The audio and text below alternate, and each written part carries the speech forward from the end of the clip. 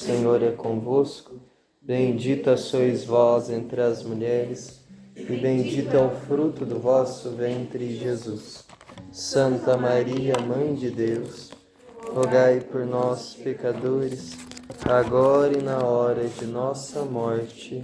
Amém. Santo anjo do Senhor, meu zeloso guardador, se a ti me confiou a piedade divina, sempre me rege, me guarde, me governe, me ilumine. Amém. Vinde, Espírito Santo, enchei os corações dos vossos fiéis e acendei neles o fogo do vosso amor. Enviai o vosso Espírito, e tudo será criado, e renovareis a face da terra. Oremos. Ó Deus, que instruíste os corações dos vossos fiéis com a luz do Espírito Santo, fazei que apreciemos retamente todas as coisas, segundo o mesmo Espírito, e gozemos sempre da sua consolação. Por Cristo Senhor nosso. Amém. Vou ler uma passagem que está em Lucas 11, versículo 27. Se quiser pegar, Evangelho de São Lucas, capítulo 11, versículo 27.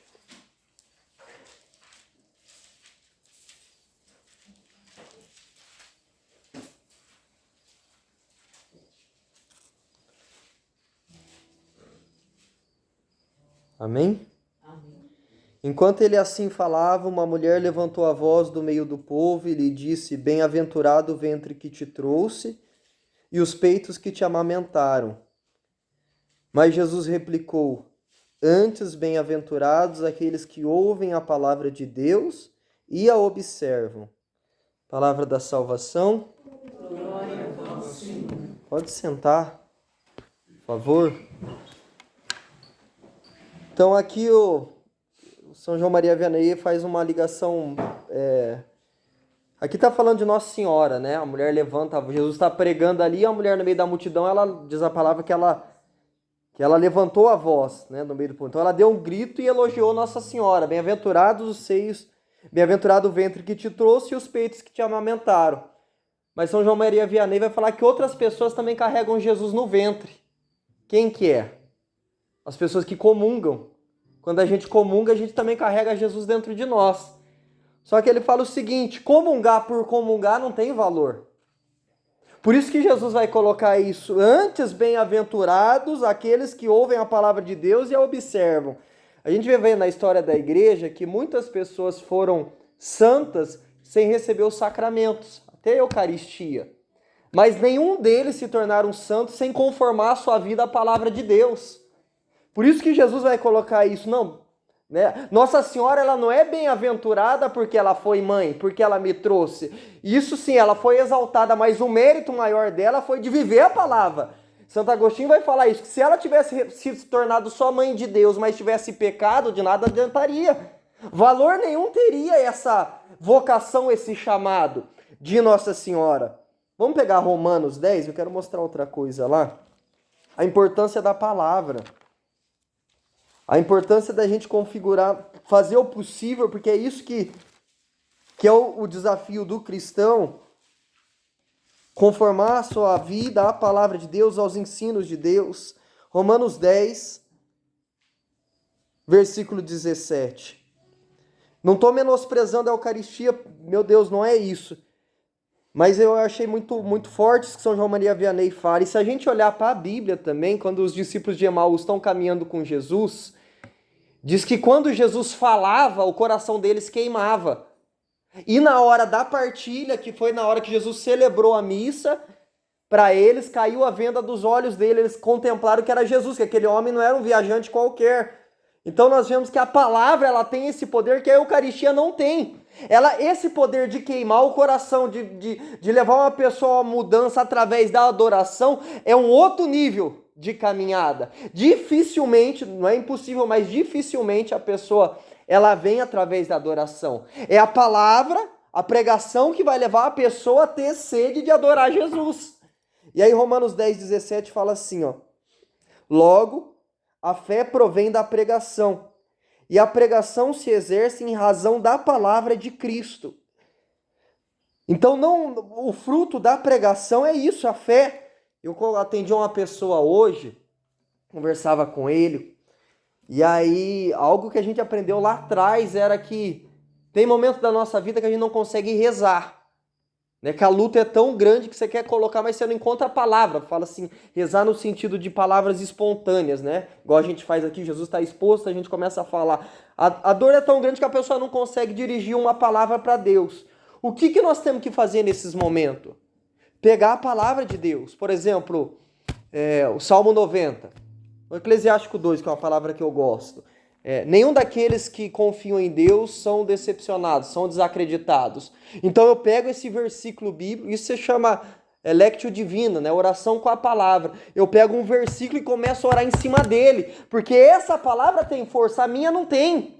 Então quando eu vou falando, Jesus, nenhum daqueles que caminharam contigo, Deus, nenhum daqueles que caminharam contigo foi decepcionado, eu também não vou ser. Humanamente, eu estou passando por uma situação que eu não consigo rezar, eu não consigo falar. Mas quando eu pego essa palavra que é viva, Timóteo 4 fala isso, a palavra de Deus ela é viva e eficaz, e vou rezando com ela, eu vou colhendo fruto. Eu vejo que, na minha vida, né, mas vejo na vida de muitos de nós, foi perdendo essa audácia, né, de pegar a palavra ali mesmo. E falo nós da comunidade porque hoje nós começamos a ler muito e esquecemos de dar ênfase para a Bíblia mesmo, para a palavra de Deus. E a palavra ela é poderosa, não só para gerar em mim intimidade com Deus, porque como que eu vou ter intimidade com Deus se eu não sei a forma que Ele fala? Você vai lendo a Bíblia, você vai discernindo, pô, isso não é uma maneira de Deus agir. Por exemplo, aquilo que Jesus exorta, aquilo que Deus abole. Quando eu estou passando uma situação, por exemplo, é uma pessoa aqui e ela vem pedir oração por relacionamento dele. Só que ela está se relacionando com uma pessoa que é casada. Vai adiantar eu rezar para essa pessoa? Eu vou rezar para essa pessoa, ela está pedindo para que a pessoa deixe o marido dela lá, deixa a esposa dela para ficar com ele. Você já vê que não tem como você fazer uma oração dessa. Mas por que eu sei disso? Porque a palavra vai exortando. Então aquilo que é claro, que Deus condena, não adianta a gente insistir, está visível que não vai dar certo. Está visível que vai bater, que vai dar murro em ponta de faca, que Deus não vai abençoar aquilo lá. Só que para mim ter esse discernimento, eu tenho que conhecer o que ele fala.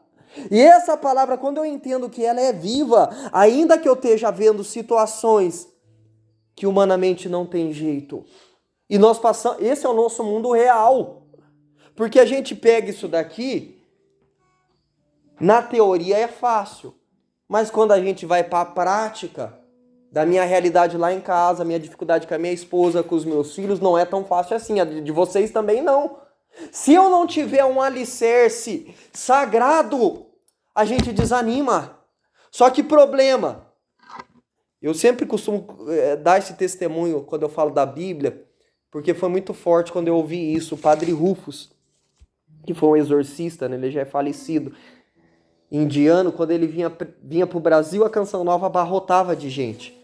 E depois da pregação dele, as pessoas levavam aquelas pessoas que tinham sido possessas ali no meio da pregação, da adoração, para ele atender. E um dia ele chega lá naquele recinto, ele tinha uma capela que ele atendia, e tem um jovem lá todo de preto, né? Assim, aparentemente anticristo, né? Todo de preto, roqueiro. E antes dele fazer a oração ou o ritual de exorcismo, ele atendia em confissão. Ele atendeu o jovem em confissão, e aí ele falou que aqui vai dar trabalho. Ele pensou, né? Ele partilhando isso, ele falou, aqui esse jovem vai dar trabalho. Porque ele falava que ele via manifestações diabólicas no Brasil que ele não via em lugar nenhum. Por causa do sincretismo religioso, da mistura. A pessoa está na igreja, vai no espiritismo. Então no Brasil ele fala que tem um sincretismo religioso muito grande que ele não encontrou em país nenhum. Então ele via situações de manifestação de animais, de pessoa ficar imitando gorila, coisas que ele não via em lugar nenhum. E aí ele foi rezar para esse jovem e não aconteceu nada. Não manifestou, não... E depois conversando, esse menino falou que apesar dele ter uma vida distante de Deus, ele lia a Bíblia todo dia. Então o contato com a palavra de Deus foi fazendo com que aquele menino tivesse O demônio não conseguisse entrar na alma, no corpo dele. Fazer com que ele se tornasse possesso. Porque a dificuldade que a gente vê é que as pessoas falam assim, mas eu leio e não entendo nada. Eu vou pegar a Bíblia, eu leio e não entendo nada. Mas mesmo assim, mesmo sem entender, porque aqui tipo assim, você pegar do Gênesis ao Apocalipse ali, se tiver essa teimosia, vai ter algo que Deus fala. Porque quando eu comecei a ler também, eu não entendia nada. Mas esse contato, não, eu vou ler. Antes de vir aqui, eu fui no banheiro, né? Eu falei, nossa, quantas vezes lá no começo eu entrava no banheiro e eu levava a Bíblia. Não perdia tempo. E essa sede de conhecer a palavra de Deus, Gênesis, Êxodo, Levítico, vai fazendo com que a gente crie intimidade com a palavra de Deus. Se não passar por essa subida que a pessoa fala assim, eu não tenho costume de ler. Cara, isso é uma grande mentira do brasileiro, porque o cara passa o dia inteiro lendo postagem no Facebook, coisa no Instagram, ele lê. Só que ele lê coisa que não presta. Então, quando eu começo a trocar isso por algo sagrado, eu vou ver um efeito na minha vida. Eu queria, antes da gente encerrar e pedir que Jesus entrasse aqui, que você pegasse comigo 2 Timóteo 3.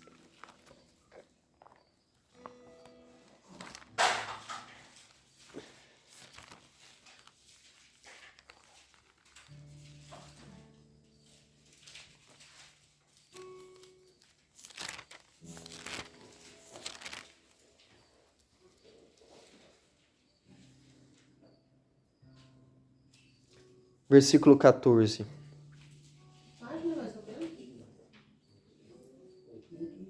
Eu acho que a tua Bíblia é diferente, né, vó? Pastoral. Mas esse eu não sei. Acha ali pra ela, Diego.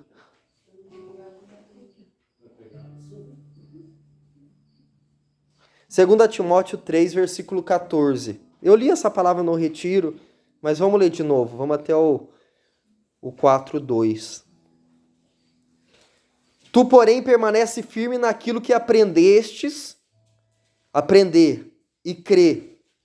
Sabe de quem aprendestes, e desde a infância conhece as sagradas escrituras e sabes que elas têm o condão de te proporcionar a sabedoria. Olha o que a palavra faz. Proporciona a sabedoria que conduz à salvação. É da Bíblia que vem isso. É das Sagradas Escrituras que vem a sabedoria que vai levar o homem ao céu. A salvação pela fé em Jesus Cristo. Toda a Escritura é inspirada por Deus e útil para ensinar, para repreender, para corrigir e para formar na justiça. Por ela o homem de Deus se torna perfeito, capacitado para toda obra, para toda boa obra. Versículo 1. Eu te conjuro em presença de Deus e de Jesus Cristo, que há de julgar os vivos e os mortos por sua aparição e por seu reino. Prega a palavra, insiste, oportuna e inoportunamente, repreende, ameaça, exorta com toda a paciência e empenho de instruir, porque virá tempo em que os homens já não suportarão a sã doutrina da salvação. Levados pelas próprias paixões e pelo prurido de escutar novidades, ajustarão mestres para si, apartarão os ouvidos da verdade e se atirarão às fábulas. Tu, porém, sê prudente em tudo, paciente nos sofrimentos, cumpre a missão de pregador do Evangelho, consagra-te ao teu ministério. Palavra do Senhor. Graças a Deus. Então é isso que nós estamos vendo, né, na sociedade. Então eles pegaram a palavra de Deus, jogaram no lixo, então isso daqui não presta. Então a palavra, ela coloca... Aonde que eu sei que roubar ofende a Deus? É a palavra que dá isso, né? Só que se a palavra ela não tem mais valor, então eu roubo porque para mim não tem ninguém que me condena. Você vê que a palavra ela vai colocando limite na sociedade.